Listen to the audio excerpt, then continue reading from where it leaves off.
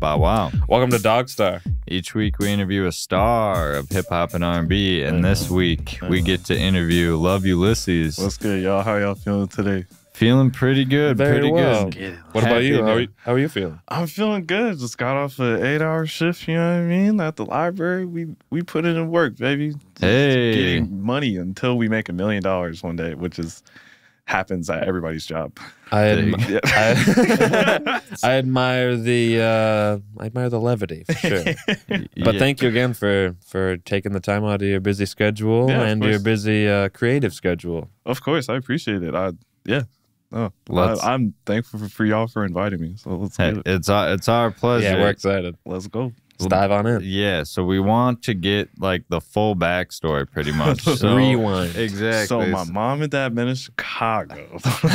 No, literally. Pretty much. And then how'd they end up in Minnesota? Oh man, that was like my dad. You know, like every dad has a time where they're like wilding when they shouldn't be wilding. So my dad, my mom told it like he was acting up, and like I think he may have gotten either shot at or someone was like looking for him, and my mom was over it, so she she scooped up my oldest sister, my oldest full sister, because she was the only one born in Chicago. Okay, she scooped her up. They moved over here, and I think my dad. I feel like my mom said he came like shortly afterwards, or like there was like a few months in between, but he eventually pulled up, you know what I mean? Made my sister Tasha, made me. Hey. Now we're alive on this planet together as one big happy family. Yeah. So you were born in the east side of St. Paul, correct? Yeah, I was born, probably downtown St. Paul, but like, the neighborhood I was born to was the east side of St. Paul. And like, I didn't realize we moved a lot, right? We moved to we had a spot over by Conway, the Conway Community Rec Center. Yeah, the Conway Rec Center. And then we lived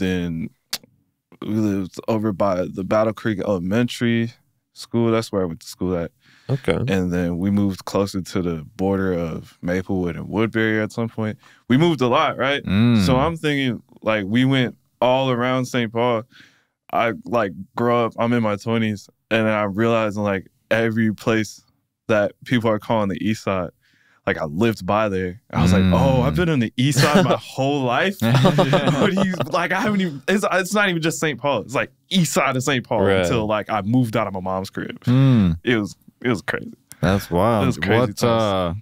Who was picking out the music? You say you got older siblings, so early on in your life, before you were choosing what you got to listen to, what kind of music was in your life? I mean, classic like black household stuff, like Al Green, Earth, Wind, and Fire, like Frankie Beverly and Maze might be my favorite. Like, not even like I'm not too hip on like the names of the songs or which song is which, but like Frankie Beverly's voice, like when I was a kid, would make me emotional, and I didn't know how to express it at that time, so I was like, why am I about to cry? Like, what is going on? Why is there a knot in my throat when Frankie Beverly is playing? But do you still get that knot mixed with nostalgia when you listen to it present day, or? No, but I wanna. One day I feel like I'm gonna have to explore that, because like, I know I feel like every song from your childhood comes with like this weird like aura about it until you like rediscover like what it's about, why it gives you that feeling. Totally. There's this song, y'all know Dead and Gone by T.I.? Yep. It's with one Justin of the worst Timberlake songs to ever exist. Oh, right? yeah. Like off basis, it was worst song. Like, I hate that song. It was bad then because I was a T.I. fan. Oh, in the T.I. discography, Yes, definitely. Yeah, horrible, horrible, unfortunate. Probably is the reason why things are so bad now, because of that song itself. The reason why I hate that song so much is, like, on top of it being bad, there's a time where our power went out and all we had was the radio. Our power went out for the day, right? I was like 7 or something. I can't remember how old I was, but the only thing to do was listen to the radio, and they just kept playing Dead and Gone like 4 times an hour. My hand to the east. Right. It's like, it wasn't even a good song. It's like, who's paying y'all to play this song? So because that was off of Paper Trails. Or? Yeah, it was from that era of T.I., which was like when you're like a kid and you're like coming off the heels of like King, and then ATL drops at the same time. So you get your favorite movie and your favorite album of this person you want to be, and then he drops Paper Trails, and then you lose all faith in humanity. But yeah, it was a lot of Al Green and stuff on my mom's side, and my dad had like naturally just had a gang of rap CDs, like an absurd amount, like. Even after he left, I think he took a grip of them, and like after he had moved back to Matson, Illinois at some point. He left like Mobb Deep, Free Agents, Busta Rhymes, When Disaster Strikes. I hope I said that. I hope that's the album name. Like right. A few of crazy, like Ghostface Fish Scale. I never got to listen to that at the time because I was like, wow, this is my dad's CDs. I never popped them in, but like, like in hindsight, I'm thinking like, wow, we had a copy of like Fish Scale by Ghostface, and I never listened to it. Like that's unfortunate. That's unfortunate times. And then in our digging around, it said some of your early influences were like metal music. Yeah. Is that right? So like we might be jumping too far ahead. Yeah. Well, so I'll say it like this, because like that's what I thought for the longest too. Like, because that's when I was becoming sentient, like as a person, like that was my choice, right?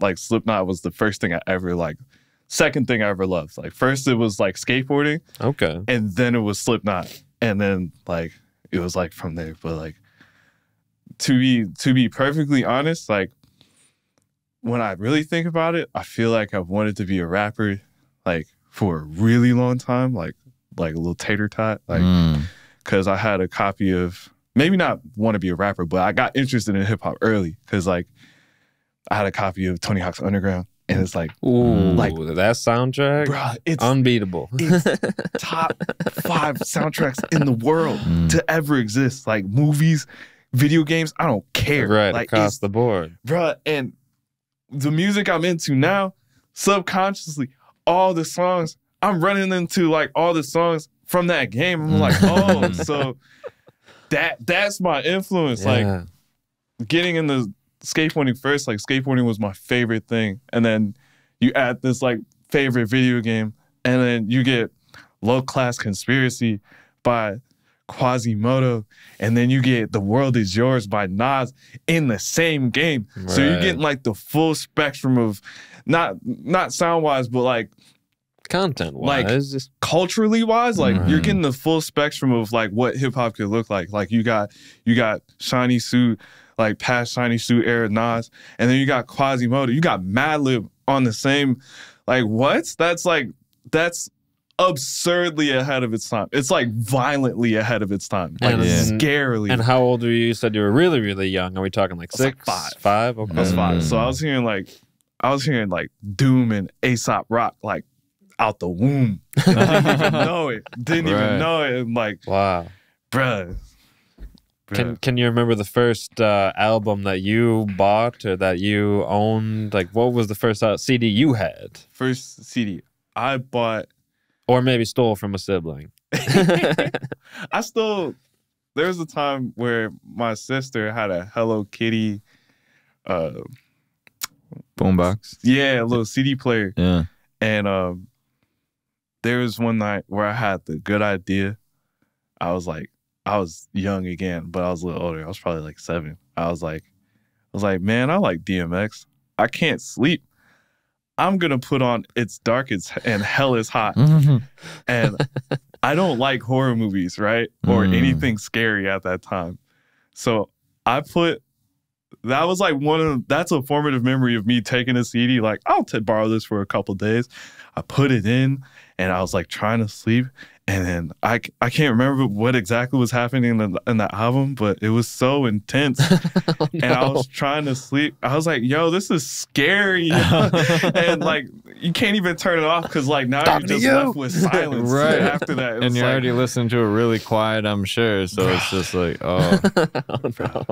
Dumb decisions. Good times. And good times. Were you in choir in like church or in school or anything, just vocal wise, or nah? Again, was it just being influenced by the music around the house? My sister, my oldest full sister. I've only lived with my full siblings. Like I have half siblings, but they're full siblings. Like we're sharing the same sibling, like, sibling, yeah. You know what I mean? So my sister, she can sing like really well. Like not even like that's my sibling can sing. Like it's like, you know, if she would have just like took some time to record, like she'd be ill. You know what I'm saying? Like, well, you never collaborated with her. No, it should. Not yet. It should come one.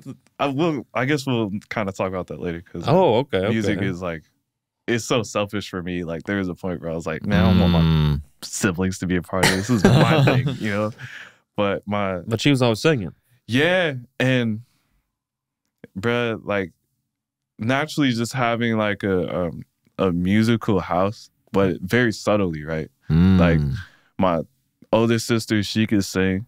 My dad, he just loves music. He told me it took him 24 years to tell me he was a DJ when he was a younger person, which I got mad at him for. Because like, why'd you wait so long to tell me such vital information? Yeah. Like back in Illinois, or yeah, back in Chicago. Oh, sick! Like what? Like, come on, bruh, spill the beans. My mom, she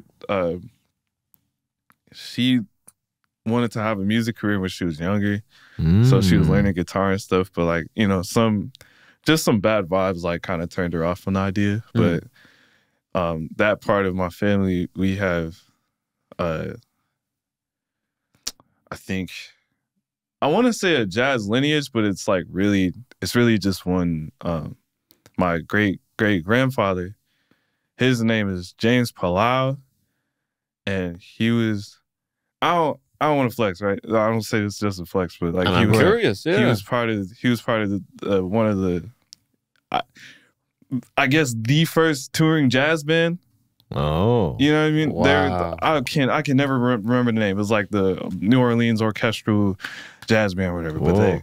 But I just got back from Chicago. I didn't know they had his instruments in like the museum they got over there. Yeah. So I was like, yo, that's my great grandfather. Like, so like naturally we just like, we're just a musical family. Yeah. You know what I mean? Like, and it's never been in a formal way. It's just been like, music has been like the through line, at least in like what defines like the times we're having, and like this, yeah.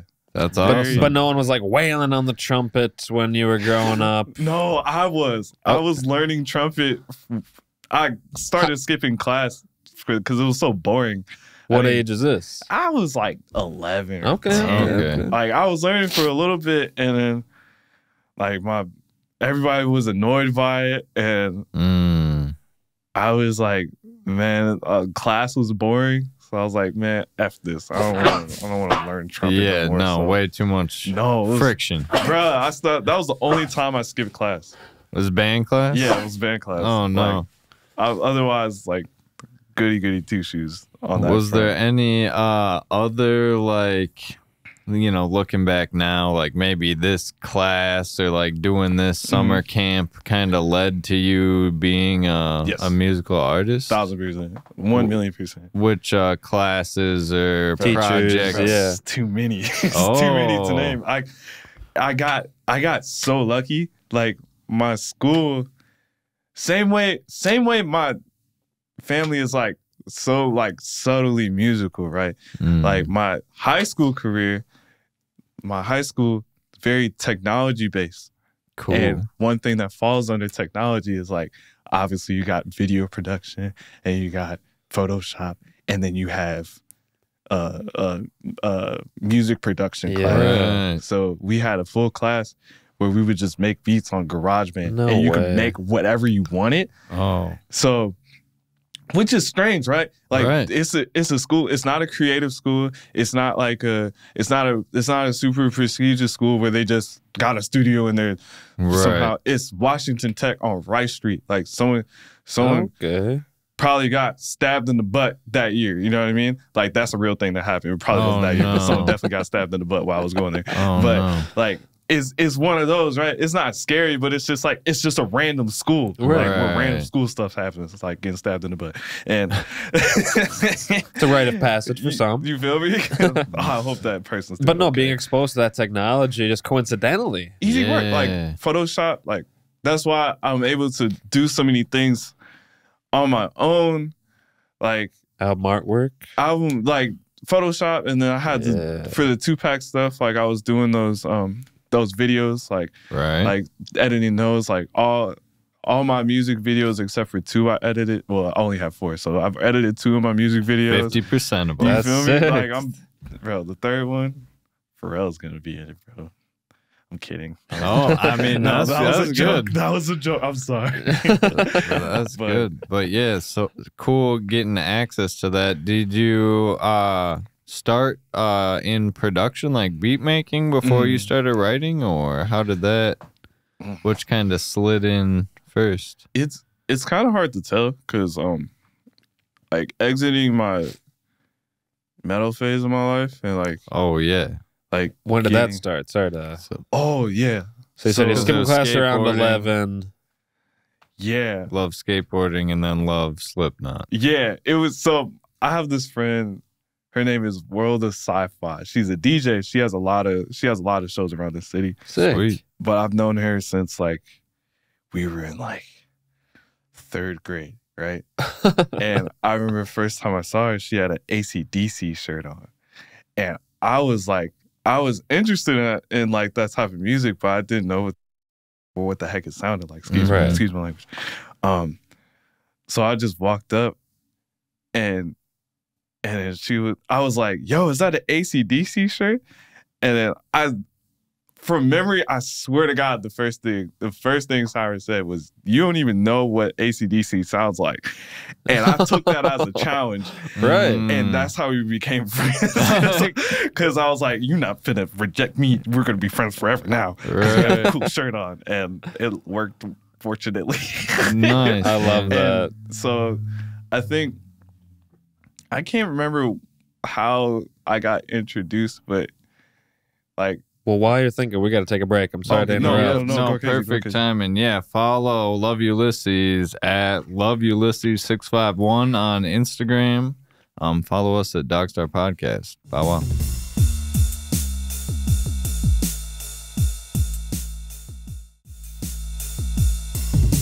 Bow wow.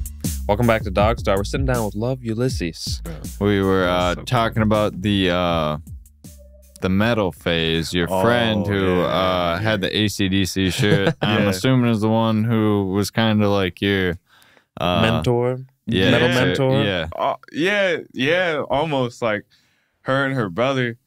They just had iPods full of like some of the most violent music you could hear in your lifetime. Like, like not super heavy stuff, like not the stuff I've get into later, but like when you're a kid at the time, you hear Korn and Slipknot for the first time, and then you go a little further, you sprinkle a little Suicide Silence in there. It's like, oh, this is heavy. This is dumb. So how I got introduced, like, we were just playing Guitar Hero one day, and then like there's this song by this band Shadows Fall on there, and like the drums, it was like it's just really fast. Like the double bass. Yeah, it wasn't like a blast beat, but it was like it was a fast moment. I was like, what is that sound? And since then it was like, all right, like what else is there? Like how like it was almost it was like how heavier could this get? Like what is out there?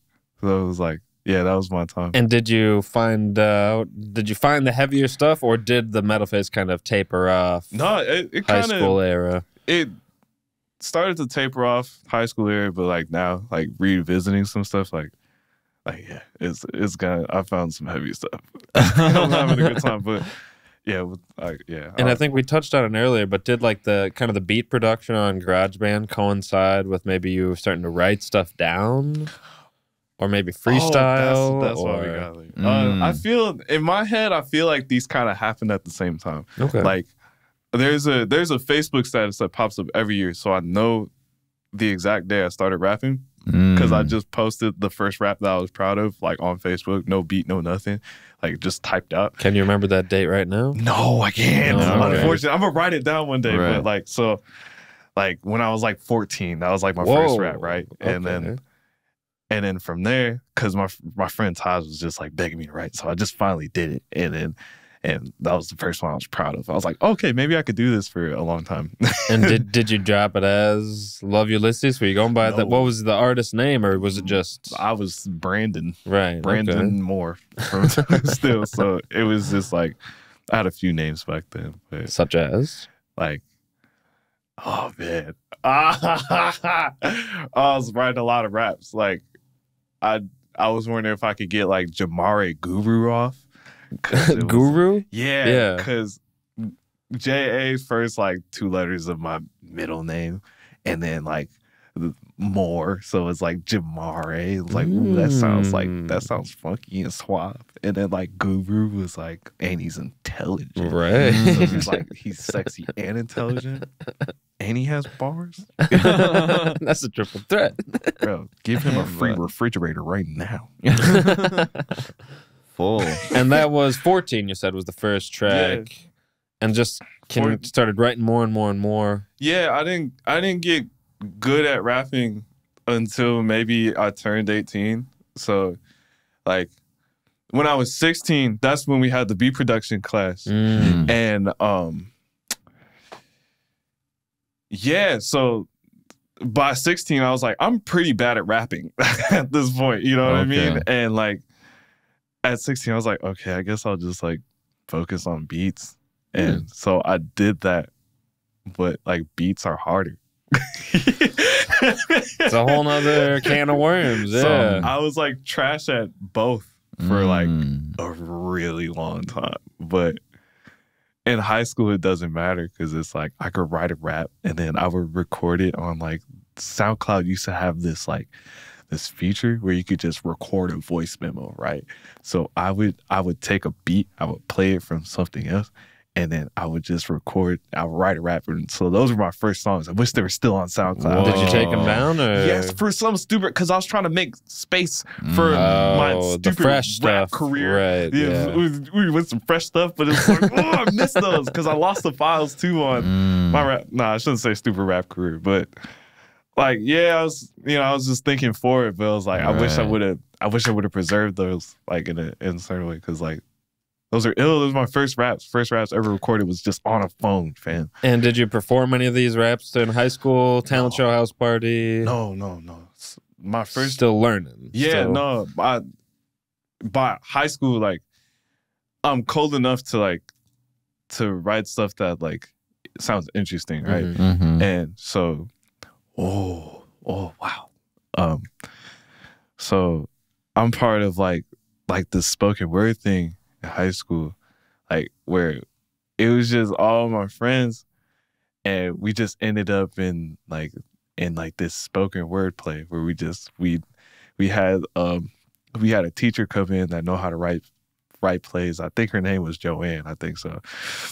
Excuse me. And she just kind of gathered all of us and like we wrote it together, and then some people would get solo pieces, and I was one of those people who got a solo piece because I was like, all right, this is my chance to like it's spoken word, right? But like, I'm in my head, it's like I'm barring out, like this is acapella rap. You're about to be on stage. Oh God, bro, we got to. I'm sorry, I keep cutting you up. No, we're adding to the right. Yeah. We got to perform at the Orway, fam. No, yeah, no, in high school. In high school, like What like was that like? Bro, it's like, it was weird because the lights were bright. So it was like, didn't feel like no one was there. So right, it's like a dream or something. Yeah, it's like natural. So it's like, you don't even have to think about it. It's like, you don't see everyone looking at you. Exactly, bro. And so it went well? Yeah, I think you so. had a solo and that went well at the Ordway in high school. It it went weirdly well. Whoa. Like that has been my journey with being a rapper, is like all these things just going weirdly well. Like since I started writing raps. Like the moment I realized like, oh, I can do this was like, there was a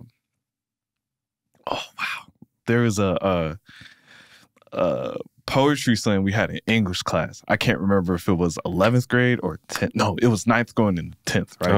Okay. And this is another one of those situations like, oh, like this is poetry. I'm about to borrow, right? I'm ready. And it's a poetry slam, and I'm competitive. So I'm like, not only am I going to bar out, but it's like, it's going to suck for everybody else. It's going to be tragic. It's going to be tragic times. And bruh, I came to class, did my presentation, and then it was time for me to like do my little poem part. And then like, I did it, bro.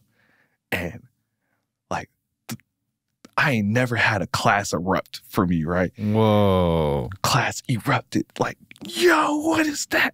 And like, you're a kid, so it's like, whoa, like, yeah, like this is my thing, bro. Yeah. Like, this is obviously my thing. That's huge. And it's been that way ever since. Like, no matter how trash I've been, there's just always been like, how are people resonating with this in my head? But it's like, it's there, bro. It's like, it's just always been there in that way. Like, that's epic. Yeah, those two moments put together would make, it's like undeniable proof that like something is there. Yeah. And like, that's nice that you've had those experiences in real life, not just like in your dreams. Like a lot of artists where they're like, I know that I'm like good if I did get up in front of the class and rapped or something like that. But it's good to anchor you in that for sure. Yeah.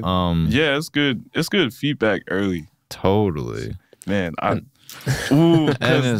ties in with the new album too somehow. I'm gonna tell y'all that later. That's crazy. Well, stay tuned. Let's get into the discography. Yeah, when did you don the armor of LoveUlysses?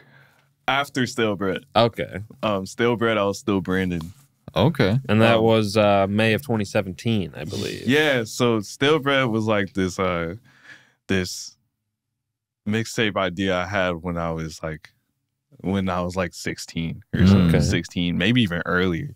Like, it's like, man, what would my first tape be called? And Stale Bread came to mind. And so kind of out of high school, I didn't go to college because I was like, I don't know what I want to do. You know what I mean? And like, if I go to college, I'm gonna have time to like officially like finally make music. So it's like, all right, I'm not going to college. I'm gonna go be a bum and work at Culver's. But not people that work at Culver's are not bums. Because I was there. I get what you mean. But you know what I mean. Like, and Stale Bread was industry beats, right? Yeah, it was just. Or were you making any of those? How did you know that? That was crazy. Well, just came up on a research mixtape and yeah. Oh, yeah, it was not necessarily industry beats, but it was a bunch of YouTube beats. It was either like somewhere industry, like I grabbed some like Alchemist joints, and like some this one producer, Fat John, some of those. I got a Salam Remy beat. You know what I mean? Just the vast knowledge, you know what I mean? It's like I got all the beats from all the craziest people, and then there would be like some YouTube producers, and then some of them would be like, use it for free, not for. So I would take all the free ones and be like, okay, let's cook these up. You know what I mean?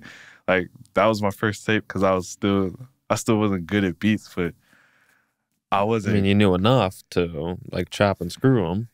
Yes, exactly. Like, yeah. So out of high school, I got connected with Big Mike from Urban Ventures over on the South Side. Whoa. And they have a studio in there.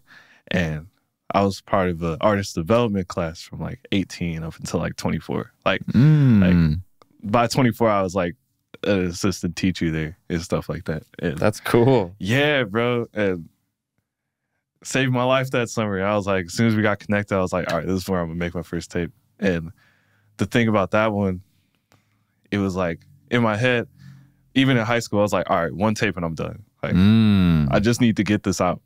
Like, I got to get it out. And then I'll feel relief, and then I can. We'll never have to do it again. Interesting. You feel me? And thank God it was like bad enough for me to be like, no. I remember when I got the mixes back, like I was so depressed, bro. Oh no. Because the whole time I'm thinking like I made the craziest stuff. Right. Like over the course of 2 years. This is about to be a revelation on the rap community. Bruh, about to finally like this is my Royce to 5'9" bar exam. Like this is like I am Earl Sweatshirt right now.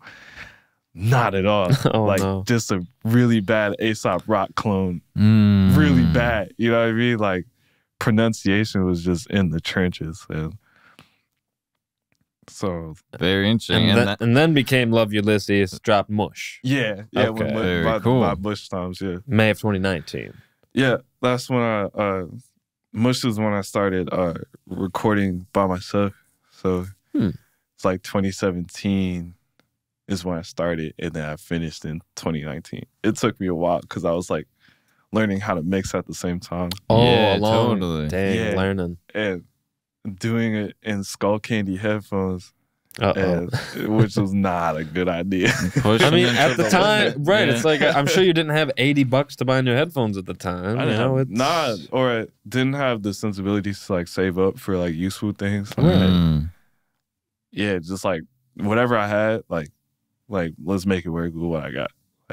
Like that's been I guess like the theme of like being LoveUlysses, I guess. So it's like just always being really, really resourceful, and like which has like been my relationship with hip hop. And hip hop is naturally a very resourceful thing to do, and you know it's like literally like reduce, reuse, recycle, like that's hip hop itself. And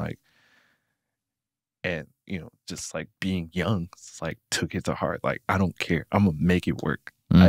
This is like, we're gonna get to the point where it's fire. It's okay if it's not right now. Like, this has to happen. And that's a huge hump to get over, especially as a young artist, because as soon as I'd say 98% of artists hit that obstacle, we're done. You know. We'll focus on something else. We'll give up on the dream, for lack of a better word. But to have that motivation at such an early age has done you well, I'd say.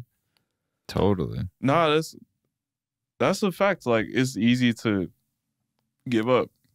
I don't really blame anybody for doing that either, because it's like you'll find you got to make choices fast. Right. Like, I was hell bent. Like, there's no way. Like, I don't care about anything else. Like, this is what I'm gonna do. Well, you've been busy since the LoveUlysses kickoff. It seems like. Yeah, both Mush and Dummy, both in 2019. Yep. Right. Yeah. All beats by Azir. All of them. Yeah, on Dummy. That was. So Azir sent me a tape, sent me just a bunch of beats. We got connected on Twitter. Oh, I was like, cool. all right, we'll cook on these, because like those were like all me doing YouTube digs. Like, Azir had all of those, right? Whoa. But the thing that's so crazy about him and like us being connected, it was both at like pre-pandemic, like both like in my head, Azir is like way more fire than I am, but like we're both like figuring it out. Yeah. And like now, like Azir is like one of like the most amazing, like if anybody like could embody like just the spirit of hip hop, just the spirit, like I know that sounds so cliche, right? But if you just take the spirit of being a rapper and a producer, that's like Azir, like 100%. And like watching him become that, and then like be cooking up with him made me want to like realize myself like as deep as I could. Yeah. So like Dummy to me is like me figuring like on the way to like realizing something else. Like, all right, I need that. Like, I need to like figure out like where my strength is. Like really get in that pocket and like refuse not to like be there.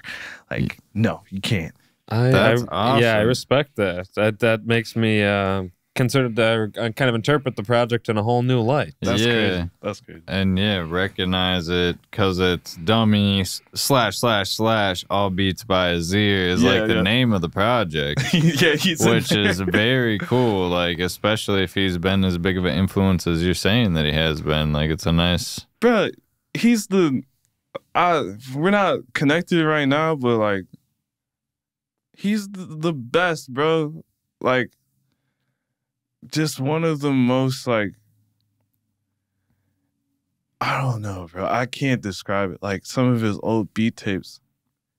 It's not even just his beat tapes. It's like, it's beat tapes, but then it's also like doing tapes with like some of the craziest like beat makers, like, you know, I don't want to say on the planet, but like on the planet. Right. Because like, it's just a certain pocket of like beat makers that, like, you know, I don't know if I ever heard of LA beat culture, but like it's very specific like corner of the beat maker community. Okay. And kind of comes strictly from, you know, a resourceful mindset too. Like, I'm sorry to interrupt you again. We got to take another break. Oh Jesus Christ! Love Ulysses 651. We'll be right back.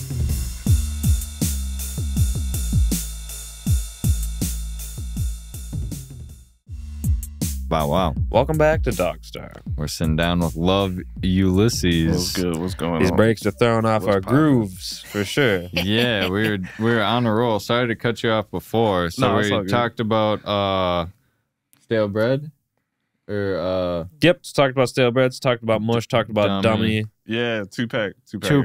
That's basically your 2021. Yeah, that was me just trying to get good at music. It was 10 packs. Yeah, it was 10 packs. I was making them as I was putting them out. Whoa. So like doing album art, doing the little promo, like working part-time. Well, you like, did the album artwork for all the 2-pack? Yes, did all the artwork, all the engineering, all the recording. Came out in 2021, like yeah.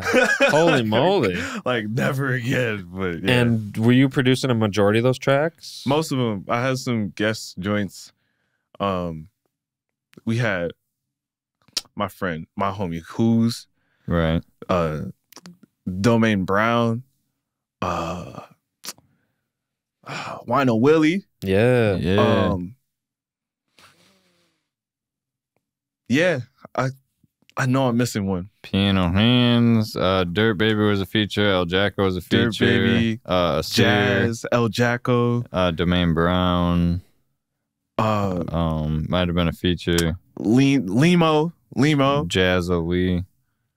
Yep, Jazz Ali. That's my dog from he from Canada, I think Nova Scotia. If he watches this and I got this wrong, I'm sorry, bro. I'm sorry. I'm a bad friend. Right. And then you had 4 features on the Wino Willie project in 2022. Yeah. And then you were dropping singles for a while, so you went from 2-packs to 1-packs. Yeah. As far as the storyline goes, what was the still,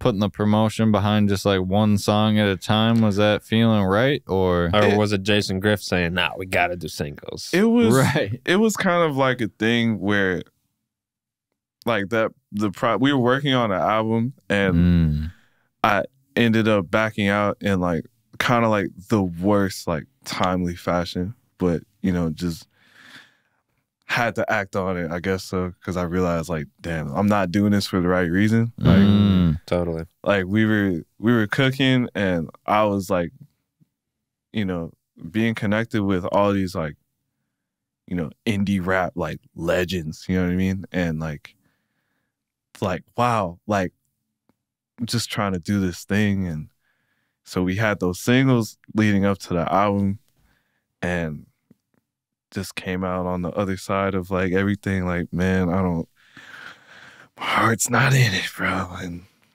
yeah. But were you able to kind of reroute your heart to the making of the 2022 album? Those were happening side by side. No way. You know what I mean? I can't imagine that stress. Making my album was actually a relief. Oh, that's huge. In some way, like, Because you're doing it for the right reasons in this case. You feel me? Yeah. And there was a good stretch of time where Griff was working on Fireside Chats 2. Right. And I was like, while he finishes that, all right, I'm gonna do this and I'm gonna come back. You know what I mean? And then did it, and then just like, yeah, I don't know. Because we're talking about 61,265,147. Let's go. That was first try. The album that dropped November 14th of 2022, just over a year ago. Yeah, just about a week over a year. Pretty sweet, man. Yeah, all these things like led up to this one. Exactly. Like, how did it feel dropping like a full project after just being the 2-pack man, or even doing singles for a little bit, and then like have you always like wanted to do a full album? Yes. And then so was it just like practice leading up with the 2-packs, or what? Yeah. What was the holdup for dropping a whole project? I think so. I think because albums have always felt like way too much pressure, right? So getting the 2-packs out was like, I can make an album without making one. You know what I mean? And as soon as I have a song, I'll put it out so I don't think about it. So as soon as I have something raw, out of sight, out of mind, get it out of here. Like, I don't care if it's like kind of mid. Like, let's go, let's get it. And so like 61 million, that's like that's what I thought Stale Bread was gonna be. Okay. You feel me? And to kind of make things full circle, like the picture, like the picture of Sunray, that was, I didn't realize what picture it was until like I already dropped the album, because I remember taking it as a kid, but I can't remember what time. That picture I took was the night I was leaving the house of my friend Jared. My friend Simon was there too, and they were playing video games. I just wanted to chill and work on my homework, so I was working on that poetry project for the slam play. Yeah, for the slam poetry in my class, and I had I left. I didn't live too far, so I was just walking home. I lived by Sunray, so I was walking by, and it was like that setting. I was like, wow, I'm gonna take a picture of this. I might need this later. I remember that thought. I was on like, your razor, on your sidekick. Nah, I'm 25. So it was like a I don't know. It was like probably a Galaxy 3 or something. Okay. And I took the picture, and I was like, okay. And then that album was like, it was like all the angelic forces and time and whatever just like was like, here, we brought you everything you needed. Like, here. Like, whoa. It was like an alley-oop once I got to that point. And that album has just been me like realizing like who I am as an artist, and like finally making most of the beats. Still got one beat, but that's Dirt Baby. Dirt Baby is my dog. You can't replace Dirt Baby, man. So and you brought just a little taste of that project with you today. Two tracks your representative sent over, the second and the third track. Yep, Kobe Year and Twitch channel. So talk a little bit about Kobe Year. What does that song mean to you? We've got 3 minutes left. Yeah, what should listeners think about when they hear that song, or what do you hope they think about? I wrote Kobe Year the 2 days where I was turning 24. I can't remember if I was remember if it was the Thursday or the Friday I turned 24. But I remember sitting down, I was like, I'm gonna write a song for my birthday. And that's what I did. And first day was smooth, and then the second day I realized like, wow, I wasn't having fun on my birthday, so I just wrote a verse about me not having like all the stresses I was having. That was like why the day of my birthday kind of sucked. Like Friday was like, oh snap, it's a Friday. I might just just everything that was bothering me. That was that second verse. And then Twitch channel. So how that song came about was no one's heard the beat, just the beat, but the beat has a Gary Vaynerchuk sample in where he was. And I just took the part where he said Twitch channel because I thought it was funny. And he was like, "On my Twitch channel, you make a Twitch channel." I was like, "Oh, okay." And then the song just poured out of my body, and the hook was like, cool. "Oh, this is kind of funny." And then just wrote verses after that. Like it's just like that's just a frustration with like ego and like my relationship with my ego and how it shows up and how that relates to the internet and stuff like that. Just like trying to navigate that the best I can. Yeah. Yeah, that's what those 2 songs are. Totally. Yeah, we can't wait to listen to them. Any advice that you got for any artists who are maybe just starting out or at the beginning of where you were at the beginning of your journey? Struggling with some of the same stuff maybe you've struggled with. Be resourceful. Use what you got now. Like don't wait. Like it's not even like a don't give up. Like do not wait. Like it's all there. I promise. Is there a camera I can look at this one? It's all there. Do not wait. Don't. That's words of wisdom from LoveUlysses himself. We really can't thank you again. Don't forget the comma, baby. Comment, follow, like, rate, the comma. Comma. You don't have to and say to the comment. Comment, like, subscribe. But don't forget the comma. Donate $40. Exactly. On Instagram at LoveUlysses651. Anywhere you're streaming your music, Ulysses. It's all there. Beautiful music, man. Thanks for doing what you're doing. Keep going. Yeah, don't stop. You're inspiring people to follow their dreams as well. Thank you. Follow us, DogStar Podcast. Bow wow.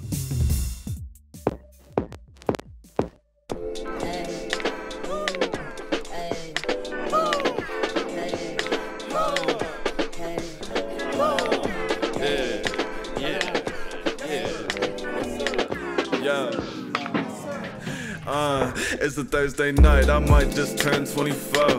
Damn, don't let me do it. I'ma act up, I'ma leave my clothes on the floor. I don't even wanna move them. I'm in Chicago like I'm really from there. I know that my kin sit in love when I'm toothless. So when I got everything I need, overjoyed seeing me as they thought I would do it. Can't even not believe them. Losing my faith with Monopoly drums. Choosing my fate when I'm not sleep drunk. Any function always cautiously numb. Looking at hand like those gotta be thumbs. If otherwise, then I know I'm tripping. Minnesota got the coldest blizzards and they go together like a co-defendant. Got me questioning my choice to live here. Battling within a voice that gets weird. Shadow enriched distortion in ears. Cataclysm, blunt force and big fears. Yeah, tried to be friendly outside in the world and got caught in a frenzy. I raised a machine like I'm Tommy Morello. Got city in fights like I'm Tommy Vassetti. Pretty cage, something brave, something taught. 60 days, 100 days, months get lost. Something strange, must be age, must be art. Running stage, stuck in place. Off. I see you safe. Off, I feel it. I see you safe. Off, I feel it. I see you safe.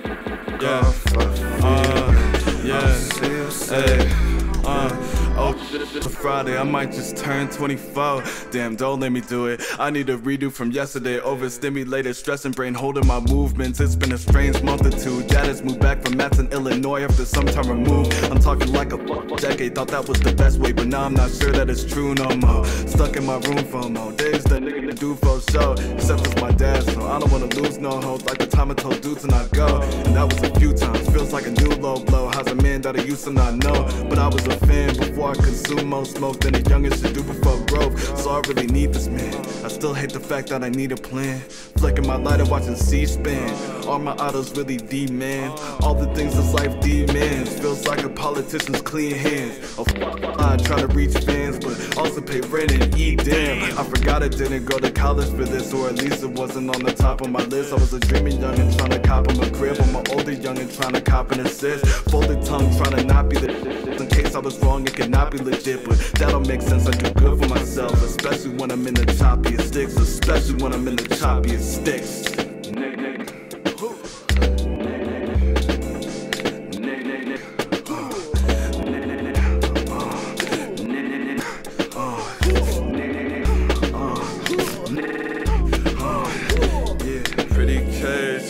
engraved, something taught, 60 days, 100 days, months get lost, something strange, must be age, must be art, running stage, stuck in place, off, I see you safe, fuck off, I feel it, I see you safe, fuck off, I feel it, I see you safe, fuck off, I feel it, I see you safe.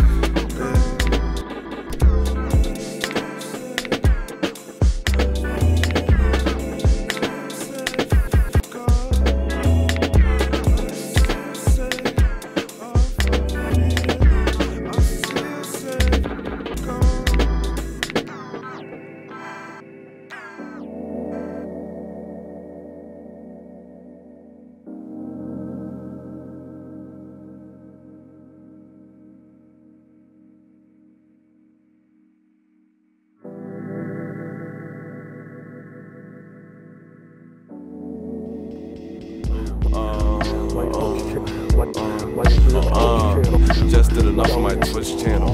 Just went to bed on my Twitch channel. Just woke up on my Twitch channel. Gave myself a hug on my Twitch channel. Just bought a reading on Twitch channel. I just fought a demon on Twitch can't channel. tell if it's weird to be hating my ego. I feel like I'm losing my mind. So many lives that I lived and it's still not enough. Like too many clothes in the dryer. You know me on Fiverr. Pay me to collect your thoughts and show which one to blind. But in my own mind, a collection of NFTs I can sell when the system is dying. Is that really love? Like halfling blood. The story of being the traveling cubs, moving that quack like tackling ducks in a straight jacket and rapping dust. Body full of old emissions, a colder Christmas under mistletoe. No one is kissing, cause I was told chauvinism and the reason Derek Chauvin's still living, I guess. I don't know what to believe. I don't trust any older new police. On the road to my jubilee with cornrows under my goofy piece. New man, why I feel like I gotta cop tickets though. Like in the mirror watching me Figaro on the stage in front of millions of people, squinting trying to see if there's crumbs on my lipper. No? I can't tell. Just filled hard on my Twitch channel. Sold a feed pic on my Twitch channel. Showed my ass on my Twitch channel. Got cursed out on my Twitch channel. Is that a gun on my Twitch channel? I'm not having fun on my Twitch channel. Growing up sucks and I don't like it. This shit like the crusty ass of an old Viking. Don't invite me to your podcast. If you say the work, I wouldn't really don't deserve stop your friends, you didn't even know it. I had to realize my light is too golden to bargain with brokers and angels of mayhem who shake up with Satan and grip for the culture. I'm too stank for fresh in the fit, way too ambiguous for app and preach. You could put food right in front of my face, I would still much rather travel to eat. I don't eat food, but folk who don't stand for anything but their projections like lampposts. With fear that turns into transphobes, venture capitalists holding their hands closed, only open them to feel like Thanos, trying to snap away things that we're afraid of. Not too many words that I can't hold, protecting your ego that's made up. Ghosts in the room, they protect me. You're corny like Shapiro, I'm corny like, are you ready? Material, stumbling in with that new metal, digging down to red pill with a blue shovel. I'm not no alpha male, I have empathy, you are sad as hell. That's okay, me too, supposed to be. When you're dragged through hell, we are men, that means nothing. That don't mean I don't love you, but I'm sick of having older brothers that are trapped in jail. That's a prison.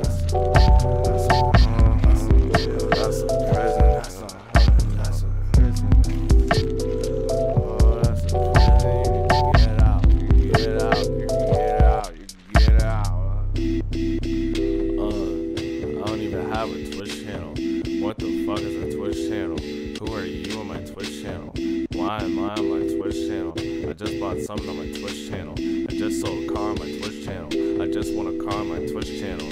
I just want a house on my Twitch channel. I just did enough on my Twitch channel. I just bought a chair on my Twitch channel. I just sat down on my Twitch channel. I just stood up on my Twitch channel. I said what the